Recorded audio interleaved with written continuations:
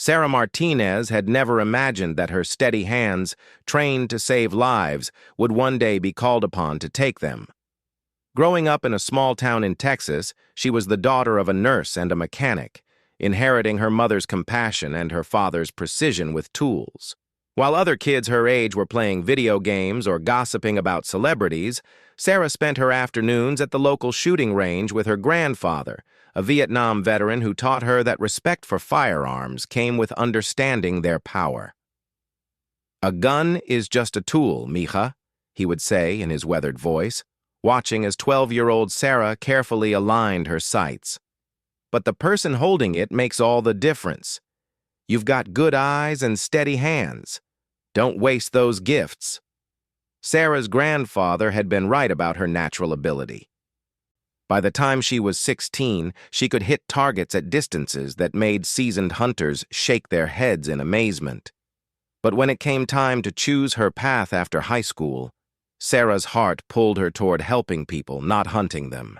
She enlisted in the Army with one clear goal: to become a combat medic and save lives on the battlefield. Basic training at Fort Leonard Wood was everything Sarah expected and more. The drill sergeants pushed every recruit to their breaking point, testing their physical and mental limits. Sarah excelled in most areas, but it was during the medical training phase that she truly shined. Her instructors noted her calm demeanor under pressure and her ability to make quick, life-saving decisions even when chaos erupted around her. "Martinez has the makings of an exceptional medic," wrote Sergeant First Class Thompson in her evaluation. "She maintains focus when others panic and has an intuitive understanding of battlefield medicine that can't be taught." After completing her advanced individual training as a 68W combat medic, Sarah was assigned to the 3rd Brigade Combat Team of the 10th Mountain Division, stationed at Fort Drum in upstate New York. The brigade was known for its rapid deployment capabilities and had a reputation for being sent to the world's most challenging combat zones.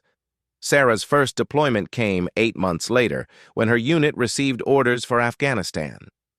The mission was clear: provide medical support for forward operating bases in Helmand Province, one of the most dangerous regions in the country.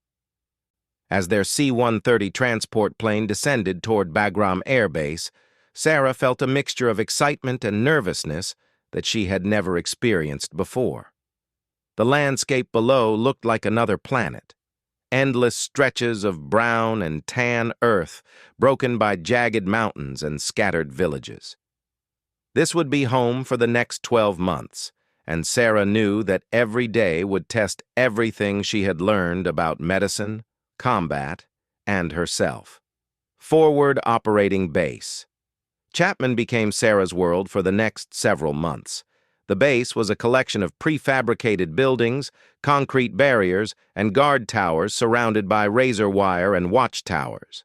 Despite its fortress-like appearance, Chapman was considered one of the more stable bases in the region, serving as a hub for operations throughout the province. Sarah quickly established herself as one of the most reliable medics on the base. She had a gift for connecting with wounded soldiers, offering comfort and reassurance even in the most dire circumstances. Her medical bag became legendary among the troops. She somehow always had exactly what was needed, whether it was morphine for a gunshot wound or candy for a homesick 19-year-old from Ohio. "Doc Martinez doesn't just patch you up," said Private First Class Johnson after Sarah treated a shrapnel wound to his leg. "She makes you believe you're going to make it home. That's worth more than any medicine." But Sarah's reputation extended beyond her medical skills. Word had spread about her marksmanship abilities after a friendly competition during a rare, quiet afternoon at the base. Staff Sergeant Rodriguez had challenged the medics to a shooting contest using the base's M4 rifles, expecting to easily outshoot the pill pushers, as combat troops sometimes mockingly called the medical personnel. Sarah had been reluctant to participate, knowing that her skills might draw unwanted attention, but peer pressure from her fellow medics convinced her to join the competition. When the smoke cleared, Sarah had not only beaten every medic on the base, but had also posted a score that would have impressed the base's designated marksman. "Where did you learn to shoot like that, Doc?" Rodriguez asked, examining the target that showed Sarah's shots clustered in a tight group around the bullseye. "My grandfather," Sarah replied simply, uncomfortable with the attention her performance had drawn. Word of Sarah's shooting abilities spread quickly through the base, but she made it clear that her primary focus remained on her medical duties. She had come to Afghanistan to save lives, not take them, and she intended to stick to that mission. The routine at FOB Chapman followed a predictable pattern. Morning briefings were followed by patrol preparations, medical checks, and equipment maintenance. Sarah's days were filled with treating everything from minor cuts and bruises to more serious combat injuries when patrols encountered hostile forces. She had saved dozens of lives during her deployment, earning the respect and gratitude of everyone on the base. It was during her 8th month in Afghanistan that everything changed. Intelligence reports had been coming in for weeks about increased Taliban activity in a valley about 20 miles south of Chapman. The enemy forces were believed to be planning a major offensive against coalition forces in the region, and command decided that a joint operation with Navy SEALs was necessary to disrupt their plans. The SEALs arrived at Chapman on a Tuesday morning in late spring. Sarah watched from the medical tent as their helicopters landed, kicking up clouds of dust that temporarily obscured the base. The team consisted of 8 highly trained operators led by Lieutenant Commander Jake Morrison, a decorated veteran with multiple deployments under his belt. Sarah had heard stories about SEALs but had never worked directly with them. They were legendary figures in military circles, the elite of the elite, capable of impossible missions behind enemy lines. As she watched them unload their equipment, she was struck by their professionalism and the obvious confidence they carried themselves with. The mission briefing took place that evening in the base's operations center. Sarah was included because the operation would require embedded medical support, something that was becoming increasingly common as special operations forces pushed deeper into hostile territory. "The target is a Taliban command structure located in a compound approximately 18 miles south of here," explained Lieutenant Commander Morrison, pointing to a satellite image displayed on the wall. "Intelligence indicates they're planning coordinated attacks against 3 coalition bases in the region. We need to eliminate the leadership and gather intelligence about their broader network." The compound was situated in a narrow valley surrounded by steep hills and rocky outcroppings. It was an ideal defensive position that would make a conventional assault extremely difficult.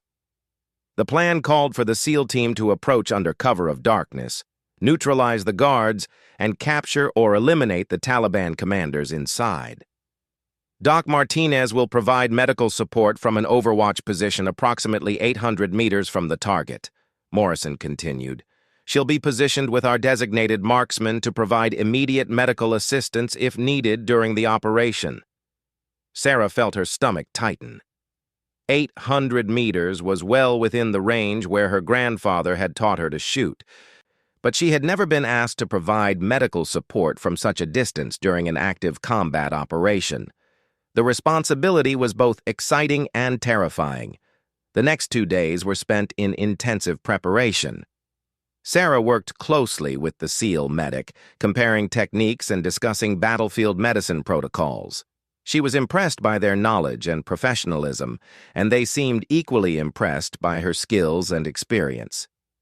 "You've got good hands, Doc," said Petty Officer First Class Williams, the team's medic, after watching Sarah demonstrate advanced trauma care techniques. "If something goes sideways out there, I'm glad you'll be watching our backs." Sarah also spent time with Chief Petty Officer Marcus Thompson, the team's designated marksman. Thompson was a quiet professional who had been with the SEALs for over a decade. He would be responsible for providing precision fire support during the operation, and Sarah would be positioned with him at the Overwatch location. "Ever used one of these before, Doc?" Thompson asked, showing Sarah his MK-11 sniper rifle.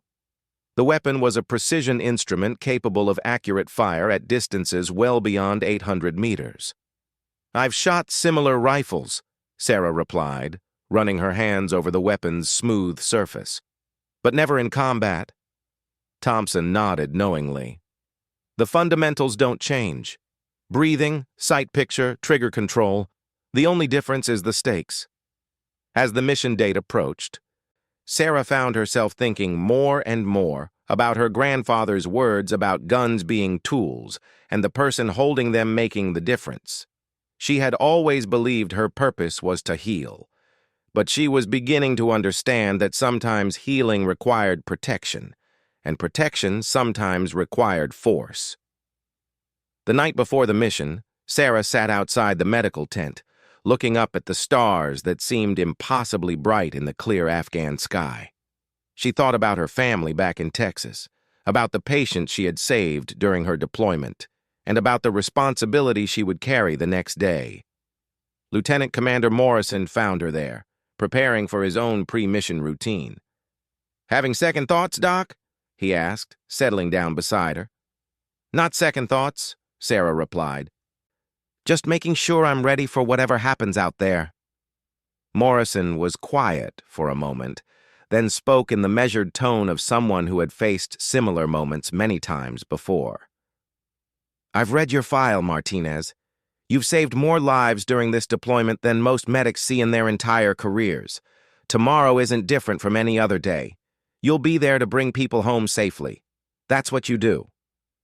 Sarah appreciated his words, but she knew that tomorrow would indeed be different.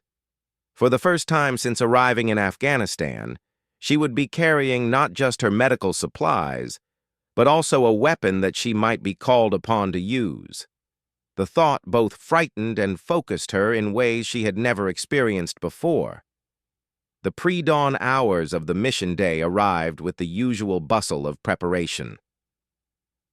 Sarah checked and rechecked her medical supplies, ensuring she had everything needed for trauma care in the field. Her grandfather's old hunting knife was tucked securely in her boot, a talisman that had always brought her comfort during difficult times. As the helicopters fired up their engines and the SEAL team made final preparations, Sarah felt a strange sense of destiny settling over her. She had trained her entire life for this moment, without knowing it. The steady hands her mother had passed down, the precision her father had taught her, and the marksmanship skills her grandfather had developed were all converging towards something she couldn't yet understand.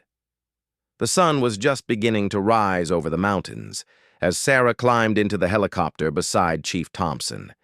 In a few hours, she would be tested in ways she had never imagined, and her life would be changed forever. But for now, she focused on the familiar weight of her medical bag and the responsibility she carried to bring everyone home safely.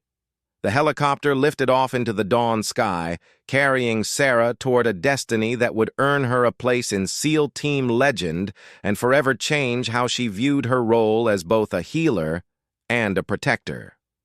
The helicopter flight to the insertion point took 43 minutes through mountain passes that seemed to scrape the aircraft's belly.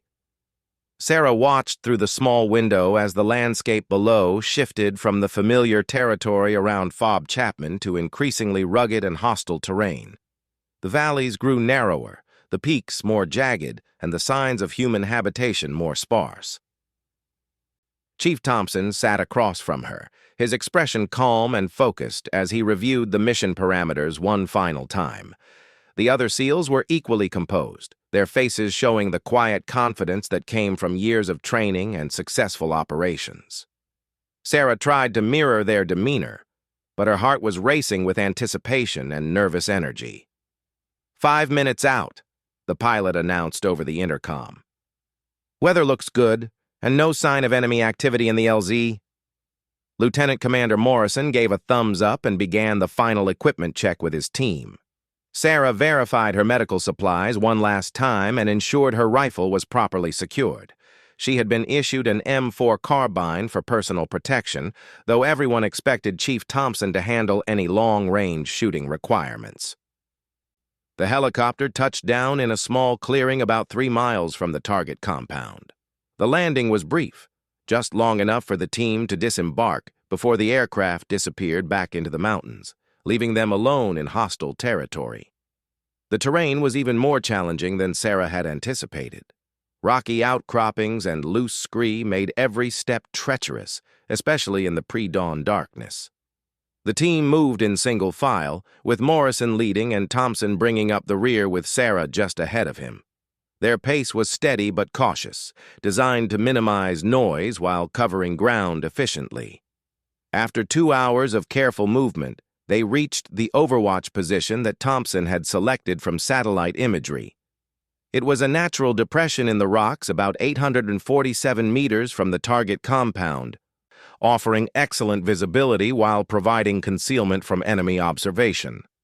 Sarah was amazed by how accurately the distance matched the briefing parameters. These operators left nothing to chance. "Perfect hide," Thompson whispered as they settled into position. "Clear fields of fire, good concealment, and multiple escape routes if we need them." Through her binoculars, Sarah could see the compound clearly in the growing daylight. It consisted of several mud brick buildings surrounded by a low wall, exactly as depicted in the intelligence photos. Armed guards moved along the perimeter, and she could see activity in the central courtyard where vehicles were parked. The main assault team had split off an hour earlier to approach the compound from the south.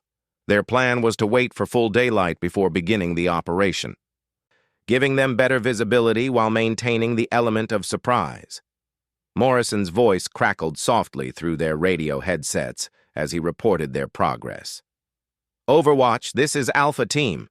We're in position and ready to begin Phase 1. Confirm your status."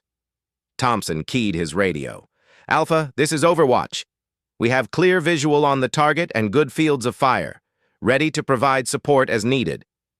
Sarah settled in beside Thompson, her medical supplies arranged for quick access, and her rifle positioned where she could reach it immediately.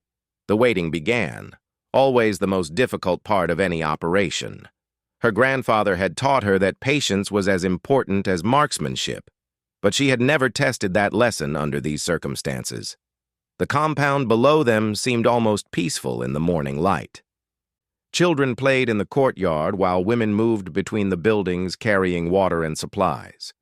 Sarah was reminded that even in war zones, normal life continued for most people. The Taliban commanders they were targeting represented only a small fraction of the population, but their influence spread far beyond their immediate presence. "Movement on the south wall," Thompson reported quietly. "Alpha Team is in position." Through her binoculars, Sarah could barely make out the dark shapes of the SEAL operators as they approached the compound. Their movement was so smooth and coordinated that they seemed to flow like shadows across the terrain. She was witnessing some of the most highly trained soldiers in the world executing a mission with precision that bordered on artistry. The operation began at exactly 0847 hours, when the first guard dropped silently to the ground, taken down by Morrison's team. Within seconds, 3 more guards had been neutralized without raising an alarm. The SEALs moved through the compound with practiced efficiency, clearing buildings and securing the perimeter. "Phase 1 complete," Morrison reported. "Moving to Phase 2.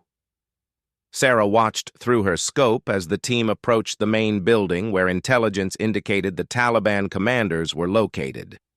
Everything was proceeding according to plan until a door that should have been locked suddenly burst open and armed fighters began pouring out. "Contact! Contact! Contact!" Morrison's voice exploded through the radio. "We have multiple hostiles in the courtyard, taking heavy fire from the main building." The peaceful morning was shattered by the sound of automatic weapons fire echoing through the valley. Sarah could see muzzle flashes from windows in the main building as Taliban fighters engaged the SEAL team. Morrison's men had found cover behind vehicles and low walls, but they were significantly outnumbered.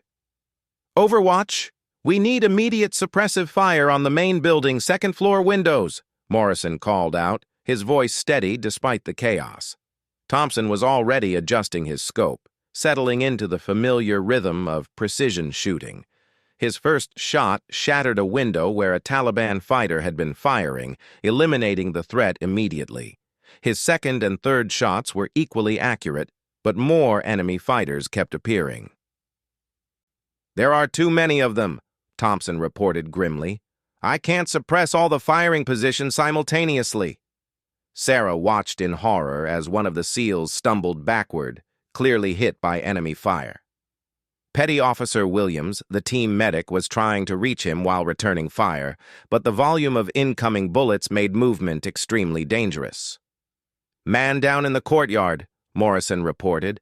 "Williams is pinned down trying to provide medical assistance." Sarah's medical training kicked in immediately. Someone was wounded and needed help, but the distance and enemy fire made it impossible for her to provide direct assistance. She grabbed her binoculars and began studying the compound more carefully, looking for anything that might help the situation. That's when she saw him. On the roof of a building adjacent to the main structure, a Taliban fighter was setting up what appeared to be a rocket-propelled grenade launcher. He was positioned behind a low parapet that made him nearly invisible from Thompson's angle. But Sarah could see him clearly from her slightly different vantage point. If that RPG was fired into the courtyard where the SEALs had taken cover, it would be devastating. The fragmentation and concussion would likely kill or seriously wound several team members, including the man who was already injured. "Chief, there's an RPG position on the adjacent building roof, northwest corner," Sarah reported urgently. "Can you see him?" Thompson swung his rifle in that direction, scanning through his scope. "Negative. The angle's wrong from here. The parapet is blocking my shot." Sarah realized with crystal clarity that she was the only person who could see the RPG threat. The fighter was almost finished setting up his weapon. In seconds, he would fire into the courtyard where her friends were trapped.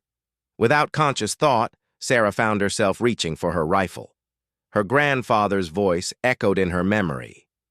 "You've got good eyes and steady hands. Don't waste those gifts." "I can see him," Sarah said quietly. "What?" Thompson looked at her in surprise. "I can see the RPG position clearly. I have a shot." Thompson's eyes widened as he understood what she was suggesting. "Doc, that's over 800 meters, and you'd be shooting with an M4 carbine, not a precision rifle. That's an extremely difficult shot even for a trained marksman." "I know," Sarah replied, already settling into a shooting position. "But I'm the only one who can see him, and if he fires that RPG..." She didn't need to finish the sentence. Both of them knew what would happen if that grenade detonated in the courtyard. Sarah had never fired at a human being before, but as she settled behind her rifle, all her doubts disappeared. This wasn't about taking a life. It was about saving the lives of men who had trusted her to watch their backs. Every lesson her grandfather had taught her, every hour spent at the shooting range, every principle of marksmanship came together in this single moment. She controlled her breathing, finding the natural respiratory pause that provided the steadiest platform for accurate shooting. Through her scope, she could see the Taliban fighter clearly as he made final adjustments to his weapon. The distance was extreme for her M4, requiring her to hold significantly high to compensate for bullet drop. The mathematics of long-range shooting flowed through her mind automatically.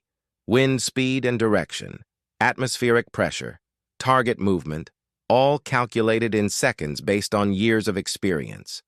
Her grandfather had always said that good shooters didn't think about these factors consciously. They felt them. Sarah felt everything, the gentle breeze coming up the valley from the south, the slight tremor in her hands from adrenaline that she controlled through proper breathing. The weight of responsibility for the lives of 8 elite operators who were depending on her to do something she had never done before. The crosshairs settled on the target. Sarah took a deep breath, let half of it out, and found her natural point of aim. The Taliban fighter was raising the RPG to his shoulder, preparing to fire. Time seemed to slow as Sarah's finger found the trigger. Her grandfather's final lesson came back to her. When the moment comes, don't think. Trust your training and let the shot happen naturally. The rifle fired. Through her scope, Sarah watched as the 223 caliber bullet crossed the 847-meter distance in just over a second. At that range, even a perfectly aimed shot would drop several feet below the original point of aim. She had compensated for that drop, but there were so many variables that could affect the bullet's flight path. The Taliban fighter with the RPG suddenly pitched forward and disappeared behind the parapet. "Target down," Sarah reported in a voice that surprised her with its steadiness. "RPG threat eliminated." Thompson was staring at her in amazement, his own rifle momentarily forgotten. "Holy shit, Doc. That was an incredible shot." The elimination of the RPG threat allowed Morrison's team to begin fighting their way out of the ambush. With Thompson providing precision fire support from known positions and Sarah covering angles he couldn't see, the tactical situation began to shift in favor of the SEALs. "Outstanding work, Overwatch," Morrison reported as his team established fire superiority. "That RPG would have ended this fight very differently." Sarah continued to provide supporting fire, her shots carefully placed to suppress enemy positions without risking the SEAL team members below. She had crossed a line she never expected to cross, but there was no time for reflection or moral uncertainty. Her friends needed her, and she would do whatever was necessary to bring them home safely. The firefight continued for another 23 minutes before the remaining Taliban fighters either fled or were eliminated.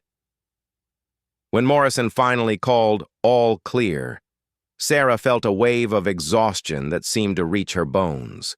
The adrenaline that had carried her through the engagement was fading, leaving her hands shaking and her mind struggling to process what had just happened. "Overwatch, we're securing the objective and treating casualties," Morrison reported. "Prepare for extract in 30 minutes. Thompson was looking at Sarah with an expression she had never seen before, a mixture of respect, admiration, and something approaching awe.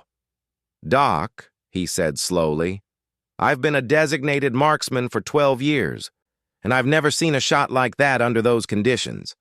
With a carbine at that range, against a moving target, under combat stress." He shook his head. "That was impossible, and you made it look routine." Sarah was still staring at the compound below, trying to reconcile her actions with her identity as a healer. She had saved lives by taking a life, and the contradiction was almost overwhelming. "I couldn't let him fire that RPG," she said quietly. "They were depending on us."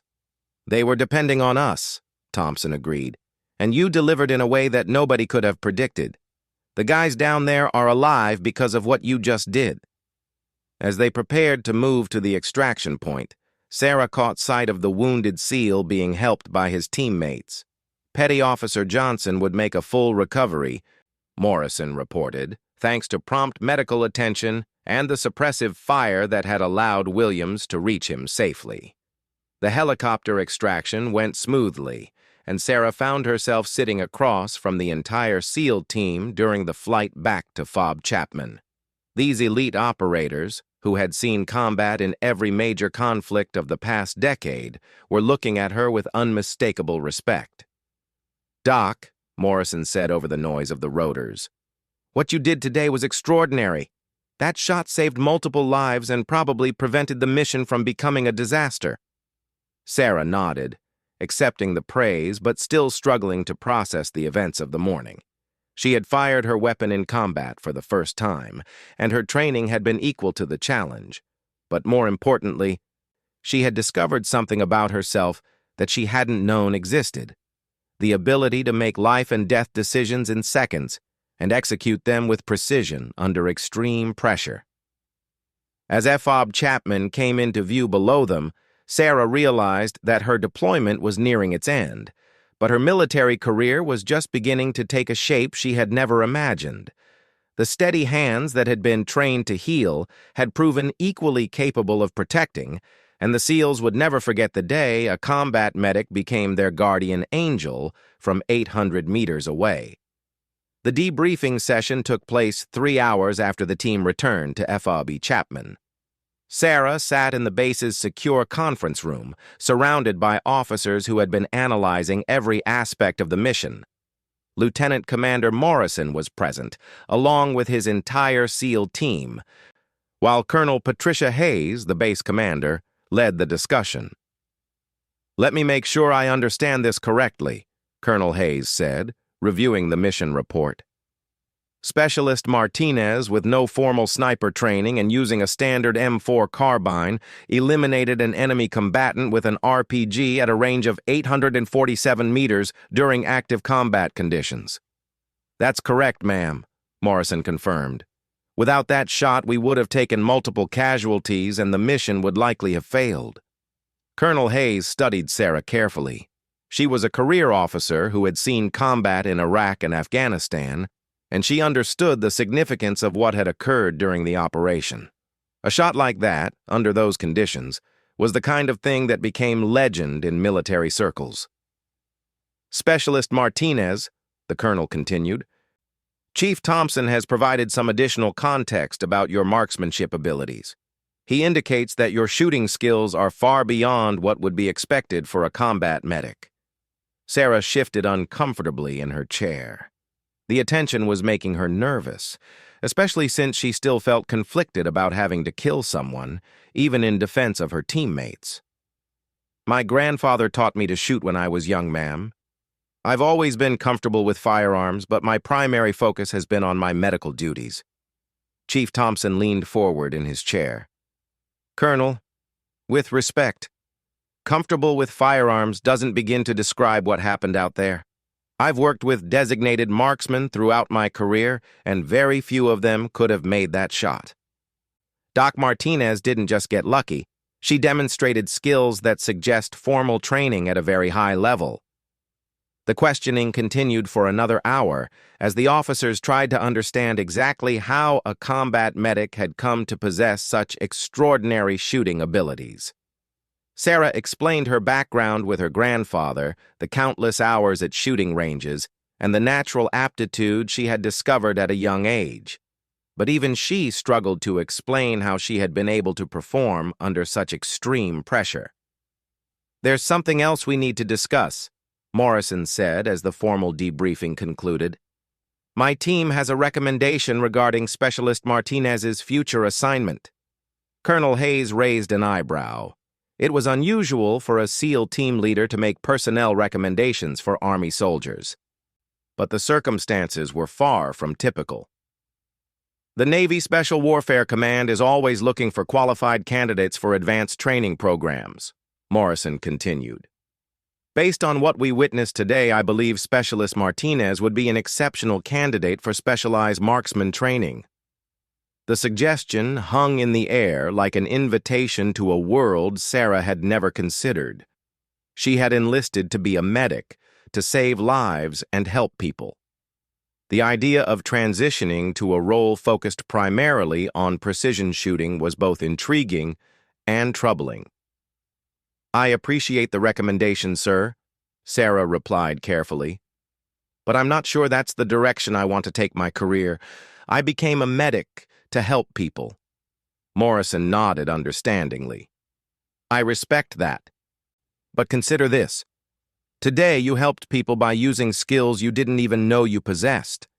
There are missions out there where someone with your unique combination of medical training and marksmanship abilities could save dozens of lives." Over the following days, Sarah found herself the subject of intense interest throughout FOB Chapman.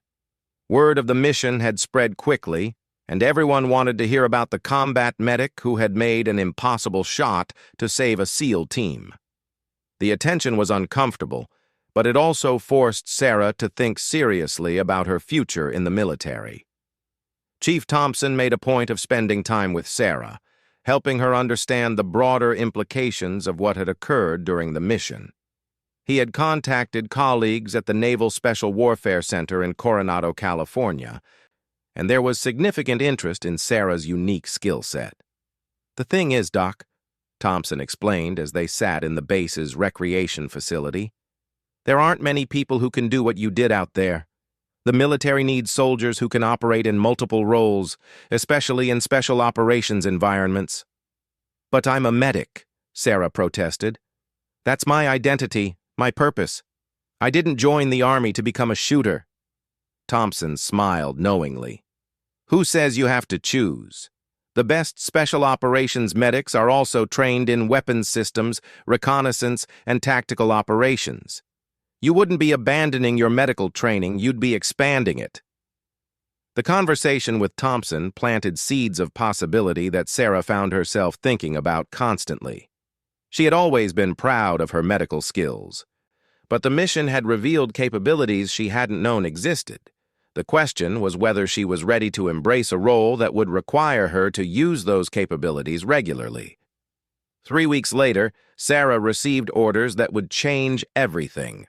She was being transferred to Fort Bragg, North Carolina, for evaluation by the Army's Special Operations Medical Training Course. The recommendation had come from the highest levels of both Army and Navy Special Operations commands, and it was an opportunity that was rarely offered to soldiers of her rank and experience. The night before leaving Afghanistan, Sarah sat outside the medical tent one final time, looking up at the same stars that had provided comfort throughout her deployment. Lieutenant Commander Morrison found her there, just as he had before the mission that changed everything. "Nervous about the transfer?" he asked, settling down beside her. "Terrified," Sarah admitted. "I don't know if I'm ready for what comes next." Morrison was quiet for a moment, then spoke with the wisdom of someone who had faced similar crossroads many times.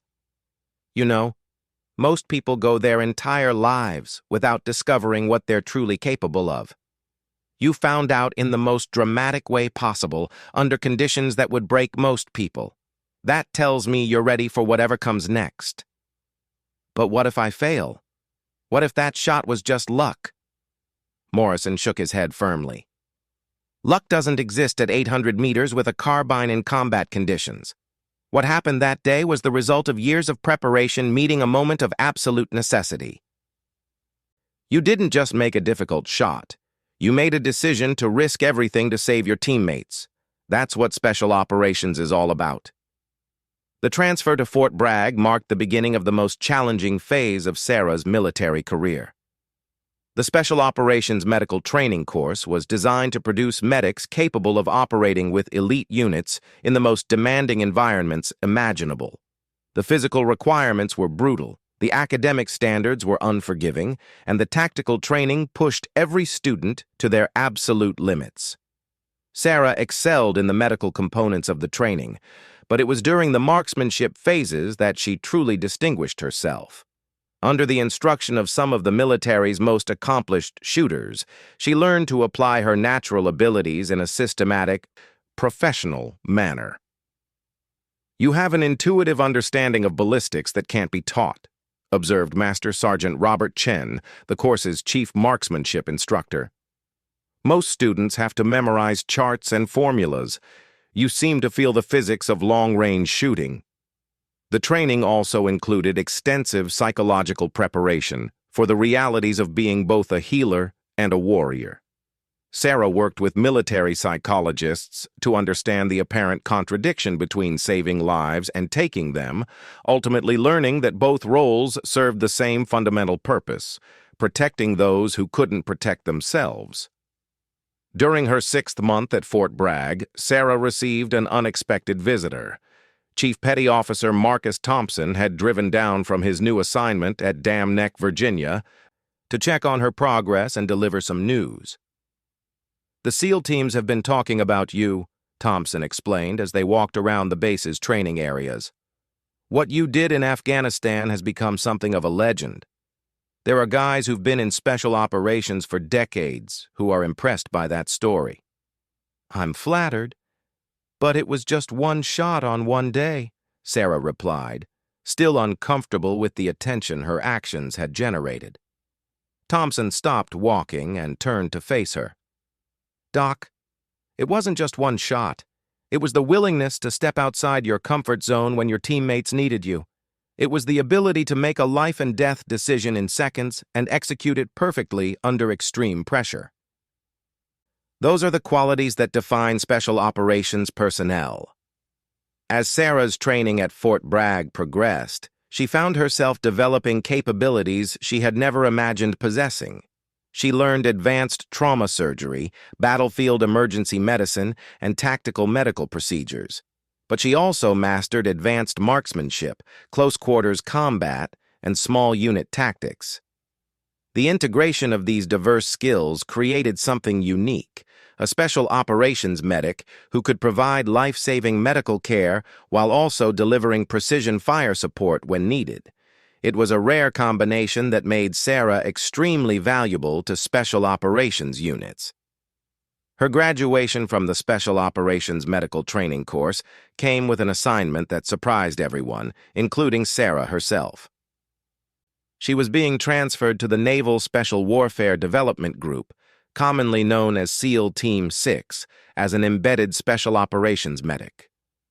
"This is unprecedented," explained Colonel Martinez, the officer in charge of Special Operations medical personnel. "The Navy has specifically requested your assignment based on your demonstrated capabilities and the recommendation of Lieutenant Commander Morrison's team." Sarah's integration into the SEAL team environment was initially challenging. She was not only one of the few women in the unit, but also the only Army soldier in a predominantly Navy organization. However, her reputation from Afghanistan and her exceptional performance during training had preceded her, earning her a level of respect that typically took years to achieve. The training regimen with SEAL Team 6 was unlike anything Sarah had previously experienced. The physical demands were extreme, the tactical scenarios were incredibly complex, and the standards for performance were absolute. But Sarah thrived in the environment, finding that the combination of medical and tactical training had prepared her for the multidisciplinary approach that special operations required. During her first operational deployment with the team, Sarah participated in 12 missions across 3 different countries.